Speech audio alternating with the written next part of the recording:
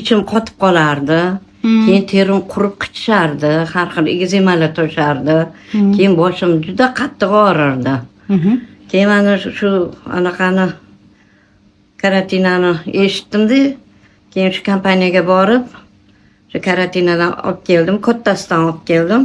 Oldin o'zim ichdim. Keyin o'zimda natijani ko'rganimdan keyin nima bo'ldi? Qanaqa natija bo'ldi? Natija mana teridagi toshmalar hammasi yo'q bo'lib ketdi.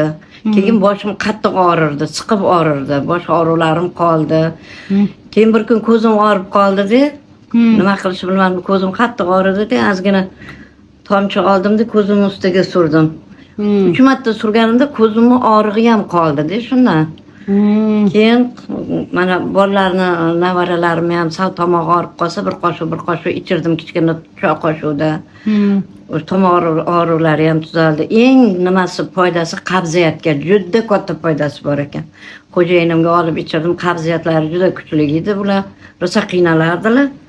Keyin mana shu karatinani olib ichirdim, qabziyat shundoq yo'q bo'lib ketdi. Sizni ham bosh og'ruvlaringiz hammasi yo'q bo'ldimi? Manda mana hozir 70 ga chiqqan bo'lsam, umuman bosh og'riq yo'q. Bo'lmasa anchadan beri ichmayapsiz-a? Hozir mana o'sha payt ichgansiz, og'riganda. O'sha paytda og'riganda ichganman.